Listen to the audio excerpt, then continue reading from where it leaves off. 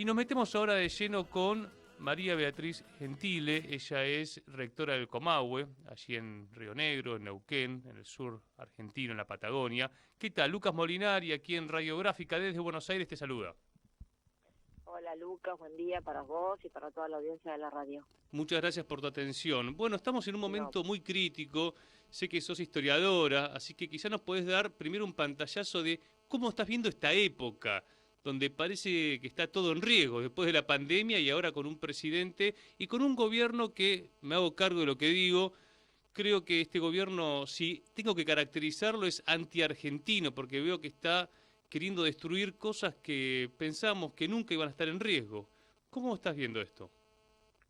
sí, la verdad que es un momento bastante impensable para la historia argentina porque es una llegada a la primera magistratura de un político que bueno que viene con toda la intención de restaurar el siglo XIX prácticamente, ¿no? Entonces es una alianza gobernante que desconoce las conquistas sobre todo del siglo XX, ¿no? La emergencia de los nuevos actores, de los jóvenes, de las mujeres, de las organizaciones sociales, de los derechos del trabajador.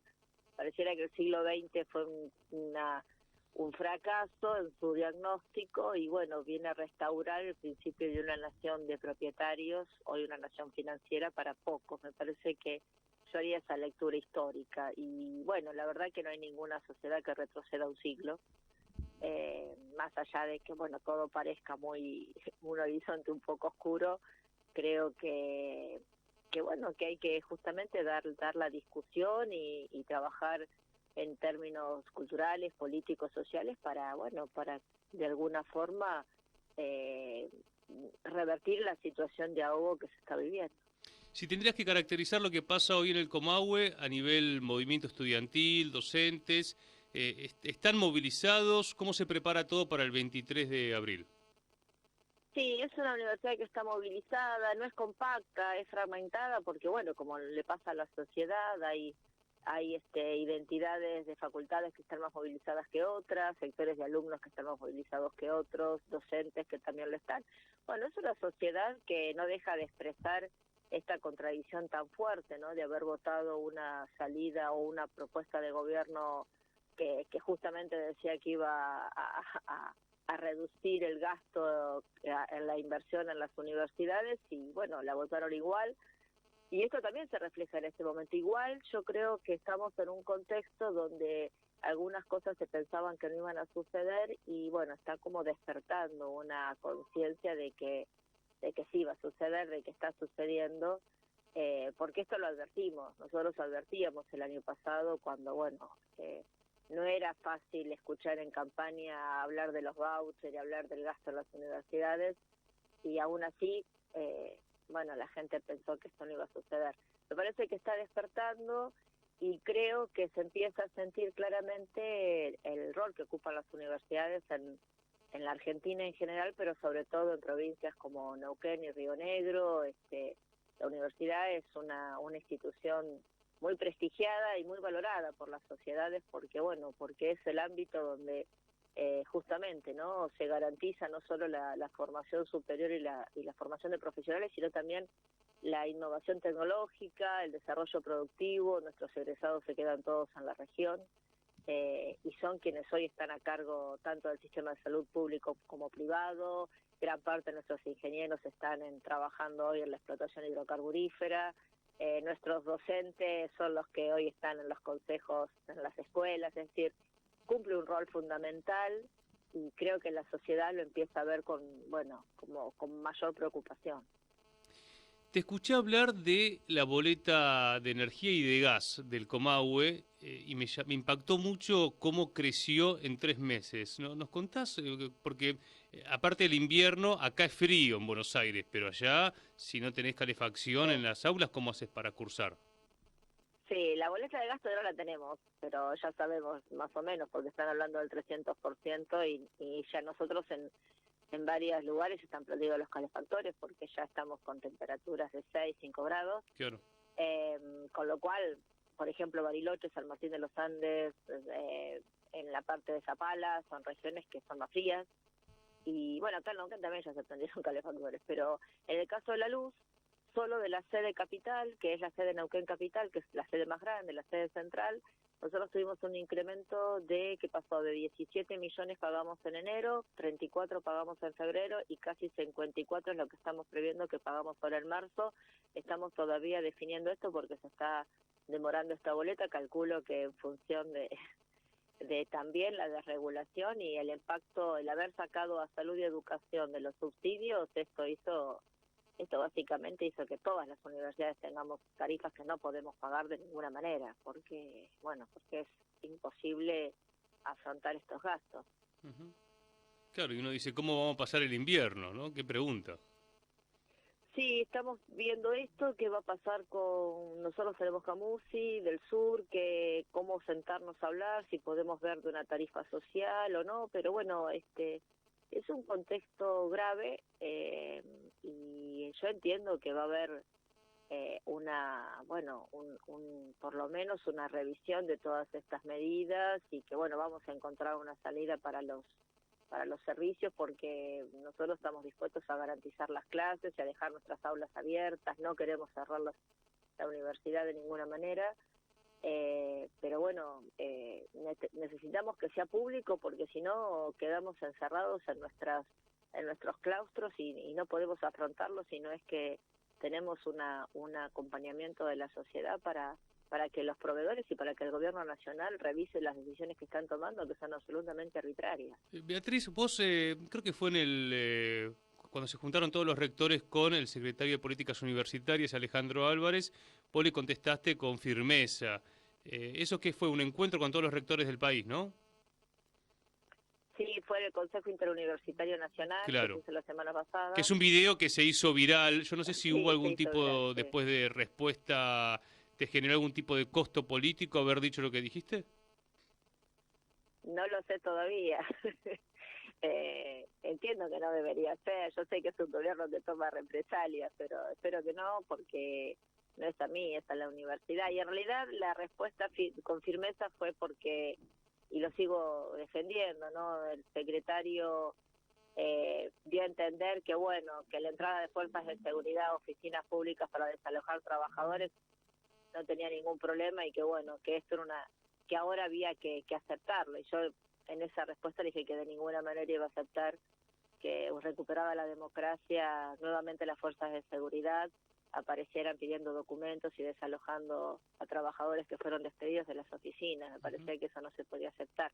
Ese fue el intercambio duro que tuvimos, que la verdad que creo que todos los argentinos como hombres y mujeres de la democracia tendremos que defender, ¿no? Me parece que eso no es aceptable, es un límite ético, es un límite político, y ahí después se desarrolló también un diálogo un poco fuerte respecto a cuál es la mirada que tiene tanto el secretario como el subsecretario, y cuál es la mirada que tengo yo y que tenemos gran parte del sistema universitario, ¿no? Hay una mirada muy decadentista, como insisto, como si los últimos 100 años, 70 años no haya pasado nada en la Argentina y todo sea para tirar, de ninguna manera. Yo como si no fuéramos un paisito, ¿no? Claro, no voy a aceptar esa mirada porque me parece que es una mirada, una opinión ideológica, sin fundamento empírico, sin contrastación de ningún dato, y es un relato que no corresponde con la realidad. ¿Y te preocupa que si las universidades son desfinanciadas vengan los grupos económicos, las corporaciones, en este reseteo, por ejemplo, que le puso ese título Paolo Roca, y digan, bueno, nosotros lo financiamos, pero con estas condiciones? Las empresas van a financiar solo aquellas carreras que les interesan para tener, gente de oficio y alguien que haga el trabajo, porque volvemos a hacer en una perspectiva de un país, colonial, subcolonial, que pueda ofrecer esto, ¿no? Una mano de obra calificada, como lo fue en algún momento la Argentina. No van a financiar otras carreras, no tienen por qué financiar carreras, por ejemplo, como enfermería o medicina, que es netamente algo para atender a la sociedad. Creo que nunca la inversión privada en la Argentina va a ir por esos caminos, como no va a faltar rutas que no sean hasta donde está lo que haya que extraer, sea hidrocarburo, litio o lo que fuera.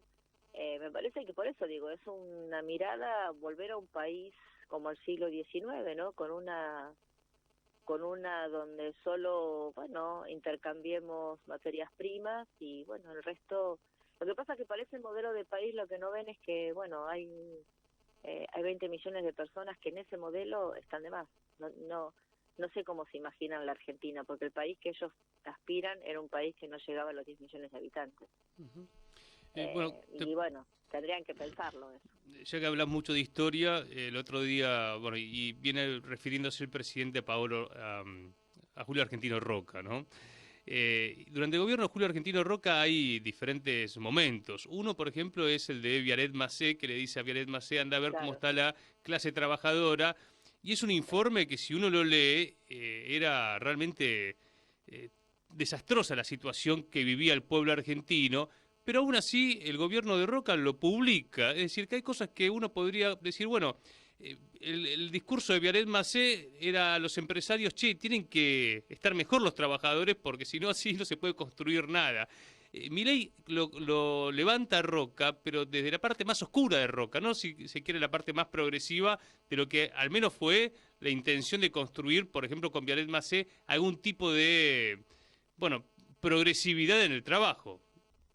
Sí, igual también es discutible, la mirada de ese informe no era justamente para ver en qué situación, era una situación porque también el socialismo estaba presionando con otras leyes y estaba Ujú. justamente el problema de los trabajadores y los inmigrantes y la situación del trabajo en la Argentina en ese momento. El informe de Alema-C yo creo que es un informe que está pensado, que arranca con una intención y termina con otra, inesperada, Bien. y me parece que en ese sentido es un informe muy valioso y bueno, es una fuente histórica que todos los historiadores y historiadoras siempre tomamos, ¿no? Porque es un informe tremendo que revela, bueno, qué tipo de nación existía, ¿no? Cómo era el país que tanto aclaman de granero del mundo. Pero me parece que más allá de eso no se trata de, a ver, es muy difícil pararse en el pasado y bueno, decir nosotros en ese momento en una época dorada y queremos volver ahí. No se puede volver a esos. Ese análisis es un análisis falso, es un análisis ideológico y está muy bien para un relato, para un discurso, para una arenga política. Bueno, eso está bárbaro, pero creo que para fundar decisiones de políticas públicas es absolutamente la verdad que problemático tomar decisiones políticas fundándose en un mito o en una recreación del pasado falsa. Yo creo que deberíamos, si aspiran a reducir lo que nosotros llamamos en historia, volver a la vieja nación, esa nación chiquita, criolla, blanca, católica, que funda el Estado-Nación del siglo XIX, que no contempla la diversidad ni los otros factores que están emergiendo, bueno, tienen que afirmarse en esto, ¿no? Que decimos, en contarle realmente a la sociedad cuál es el plan, y si el plan es dejar la mitad de la sociedad argentina fuera, tendrían que empezar a hablar en esos términos, si no, me parece recrear un momento de la historia que es imposible de recrear, que es falso en términos de posibilidades, y creo que de alguna forma no se puede eliminar el siglo XX con todo lo que ha significado en la apertura de derechos, en la inclusión de nuevos actores. Y les guste o no, el siglo XXI tiene otros actores que están en la escena política y que antes no estaban, como por ejemplo los pueblos originarios, como por ejemplo las mujeres, como por ejemplo las diversidades en todos sus ámbitos, y una vez que un sujeto social despierta en la historia, no se duerme, ni por decreto, ni por política, ni por ideología de un elenco gobernante. Me parece que eso ya es un aprendizaje que tendríamos que tenerlo, por lo menos todo político debería saberlo. ¿Y qué esperas para después del 23 de abril, que se van a estar haciendo estas marchas allí en Neuquén, Río Negro? ¿Cómo va a ser el esquema? Nosotros vamos a hacer acá la convocatoria en la capital, en Neuquén. Sí. Yo personalmente voy a estar en Buenos Aires porque la idea es que todos los rectores estemos en Buenos Aires ese día, y el vicerrector va a encabezar la marcha junto con los gremios y la Federación Universitaria. Nosotros esperamos que la marcha sea multitudinaria, tanto en Buenos Aires como en las capitales donde están las provincias, donde están las universidades en las provincias, perdón. Creo que va a ser muy importante, creo que como nunca vamos a estar nuevamente el acompañamiento de la CGT, del Movimiento de Derechos Humanos, de las centrales sindicales es sumamente importante porque, bueno, creo que nos encuentra un colectivo social en su diversidad política, porque no todos, ni rectores, ni dirigentes sindicales, pensamos que estamos en el mismo lugar respecto a nuestra identidad política, pero sí todos creemos en un país, en una Argentina inclusiva, en una Argentina donde no podemos pensar que podemos excluir la mitad de la población de un proyecto de país. Y en eso me parece que nos vamos a encontrar el 23 de abril, y yo creo que va a ser una marcha contundente que nos va a ayudar a que, bueno, se entienda que hay que revisar las decisiones políticas, que hay que financiar las universidades y, bueno, tratar de construir y no tratar de quemar todo como, si hay que mejorar el sistema, bueno, hagamos lo posible para mejorarlo, pero no destruirlo todo como si a lo Nerón quemar Roma, ¿no? Me parece que no va por ahí la línea que nosotros podemos admitir Vos recién relatabas, Beatriz, todos los rectores de las universidades, la CGT, los organismos de derechos humanos, el movimiento estudiantil, se espera realmente algo muy fuerte. Ahora uno se pregunta por la institucionalidad política, digamos, porque acá el sistema político, el Congreso, el Poder Judicial, debería poner límites a este experimento que se llama Javier Milei. ¿Qué expectativa tenés en el corto plazo? ¿Qué respuesta tendría que haber del sistema político? Bueno, qué complicado. Yo creo que el sistema político está tratando, todavía no sale de su lugar de asombro o de perplejidad. Y entonces hay como una situación constante de estar sorprendiéndose y creo que es momento de tomar acciones definidas y me parece que hace falta que el Congreso funcione proponiendo leyes. Yo sé que están trabajando los diputados y los senadores, pero evidentemente no alcanza. La verdad que no sé, me parece que estamos en un contexto todavía estamos en el lugar de la perplejidad, ¿no? Como diciendo, ¿qué pasó acá? Habrá que salir de ahí y hay que ponerse ya, me parece que las universidades tuvieron también ese momento de no saber qué hacer, no saber qué pasaba, tomamos esta decisión, yo creo que ya está tomando forma por lo menos un llamado de atención grande al gobierno, ¿no? Me parece que ya un paro nacional, otro paro nacional en puerta, la marcha del 24 de marzo fue muy importante, y la Argentina hace política moviéndose en la calle, no solo votando. Entonces me parece que esta forma de ejercicio ciudadano y democrático, ganar las calles, y me parece que eso es lo que estamos haciendo. La última que te hago respecto a la democracia, porque muchas veces se remite a la democracia solamente limitándola al derecho al voto, a lo que es la democracia liberal. ¿Qué reflexión tendríamos que tener después de todo lo que está pasando? ¿Cómo construir una nueva democracia? ¿Cómo rediscutir? Y también lo que pasa a nivel mundial. Sí, a mí me parece que esto hace tiempo lo vienen sociólogos, politólogos, analistas en general, y yo coincido también en que hace tiempo las democracias han pasado, por lo menos en nuestros países después de las dictaduras, a la reivindicación del ejercicio de la libertad política y de elecciones como casi único valor, y nosotros tenemos que asumir que la democracia hay que radicalizarla en términos de conquistas sociales y que esto implica volver a dar la puja en la distribución de la riqueza, que esa puja siempre es conflictiva, que no hay puja tranquila por esto, que me parece que estos elementos que son centrales a la lucha del siglo XX, ¿no? Porque el desarrollo del capitalismo y de la democracia en sí mismo es contradictorio, pero genera momentos de mayor conciliación y momentos de mayor puja, y siempre hemos dicho lo mismo, ¿no? La democracia es el gobierno de las mayorías y las mayorías no tienen demasiadas razones para defender un desarrollo que las excluye.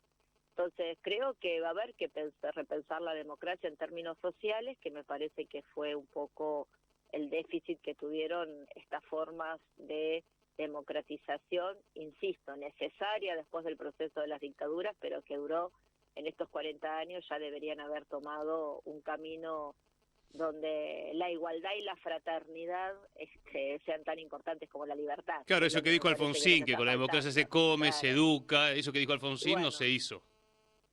y no se hace, a ver, yo no soy tan dura, creo que hay momentos de la historia de estos tiempos que realmente se intentó, pero bueno, Sí, esto es una puja y es conflictiva, y genera conflicto, y el conflicto necesariamente necesita también construcción de alianzas de poder, y en eso ha habido debilidades y ha habido algunas también abandonos por parte de algunos proyectos que ganaron, digamos, prometiendo algunas cosas y no los lograron hacer. Me parece que tal eso, cual. cuando en algún momento hubo una constelación de presidencias en América Latina a comienzos del siglo XXI que realmente logró un paso adelante. Yo lo tengo, hay que decirlo, ¿no? La primera década del siglo XXI, no lo decimos nosotros, la CEPAL marca claramente cómo se incorporaron más de 500 millones de personas en América Latina, sea en la alimentación, cómo bajó la tasa de pobreza, cómo bajó la tasa de mortalidad infantil, de alfabetización, etcétera, etcétera. Entonces me parece que no es imposible, son momentos para pensarlos y bueno, revisar qué se hace mal y bueno, reprogramar, digamos, ¿no? Resetear un poco nuestros movimientos, identidades políticas. También creo que estamos nosotros también dejando atrás viejas identidades y asumiendo, bueno, una más flexibilidad en poder pensarnos en colectivos políticos más amplios que la vieja idea del partido político y sus referentes. Creo que esto también es importante, incorporar a los movimientos sociales en una nueva identidad y que también ya forman parte, ¿no? En la Argentina al menos son los nuevos descamisados, a mí no me cabe la menor duda. Beatriz, te agradecemos la charla. Bueno, gracias a ustedes, un abrazo. Un abrazo grande. Allí pasaba la rectora del Comahue, historiadora, María Beatriz Gentile, y la convocatoria entonces es el próximo martes 23 de abril, como ella decía, todos los rectores, rectoras de las universidades nacionales, la CGT, movimientos sociales, organismos de derechos humanos en defensa de las universidades.